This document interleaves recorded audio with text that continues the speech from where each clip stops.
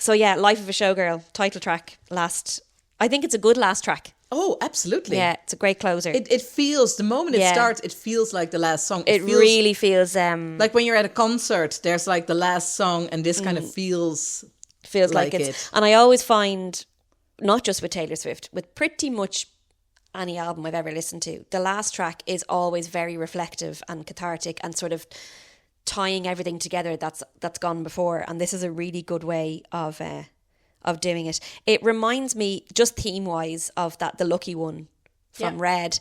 And I was also thinking Lucky by Britney Spears, which is a slightly different theme, but the whole idea of like looking at someone and thinking, oh, this is great, when it's actually not as great as you think it might be. It's a bright blue song for me, and when I heard Sabrina Carpenter was featuring on it, I wasn't overly excited. I have no opinion of Sabrina Carpenter. I'm not even going to say that I dislike her, because I don't know her or her music well enough. I know like 2 songs of hers, and that's all. So I don't really have an opinion on her. And I thought, I just wasn't sure how I felt about it. I thought, God, it's the title track. That's a very big ask. Is this suitable? However, I think her voice sounds really good on the song, and I think it blends very well with Taylor's. And I think the fact that Sabrina Carpenter is coming up behind Taylor Swift, it's quite relatable to them, because, you know, she probably looked at Taylor Swift years ago and said, I want to be like that. And now she is. So it's actually quite relevant to her, I think. I think the voices blend really well. I think the song is quite unrelatable for a lot of people, but it's a nice bit of escapism. I also like she tells it as a story. Yes. It's not like, oh, listen to my story. It's like, no, her name was Kitty. Yeah, exactly. And like, she was making money from being pretty and witty. What Kitty, a great... pretty witty. Yeah. I mean, come on. I love it. Love it. And I think, that escapism is what we need. Well, you talked about it earlier, about what's going on in the world, and it's just really tough at the moment. And this is just a little bit of a break from that, this song, I think. And I love the beat. The beat's really strong and steady. And I love Taylor is great at rewriting choruses. So that last chorus of like, now I'm married to the hustle. Now I live the life of a showgirl, and I wouldn't have it any other way. All that kind of stuff. I'm kind of bringing it back around. And bringing in a little bit of cynicism as well. You know, a little bit like father figure. This business is not all it cracks up to be. It's not all like sequins and lights. I think when she announced this album, she said like, oh, it's a peek behind the curtain of the Eras tour. I didn't really feel that with the other songs.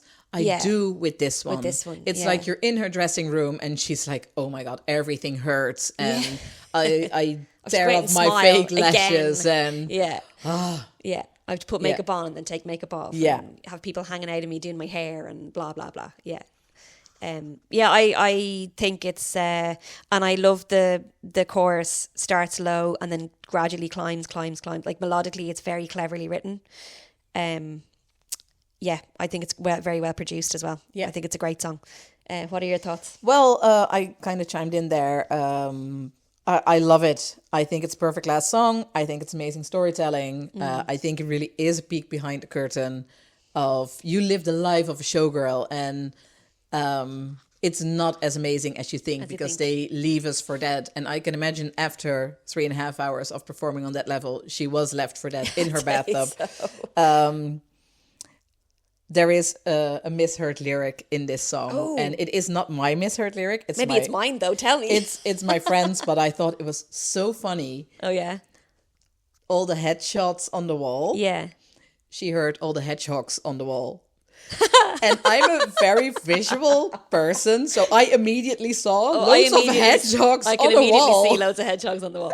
All the hedgehogs on the wall. Oh, I like that. That's better. Me too. I was like, oh, that's better. It's the same like the 11 turkeys creeping up on me in Lavender Haze. I was like, oh, I love this. I'm going to sing this from now on. The hedgehogs on the wall. I love it. The hedgehogs on the wall. Brilliant.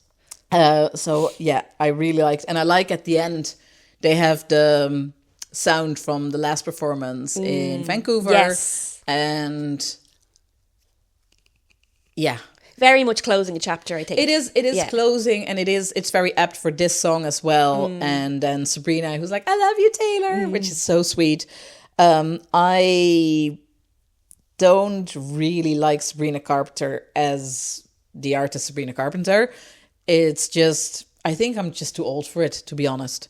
It is very young pop. Maybe that's me. That's what's up with me as well. I don't know. I've never been drawn to her. Nothing against her. No. I think she's very well chosen for this song. First of all, for all the reasons you said, like her sound combines very well with Taylor. Yeah. She also looks like Showgirl. She does. And yes. in her she shows, what I've seen of it, she really leans into that as well. Yeah. So I think that's very well chosen. Yeah. And great last song.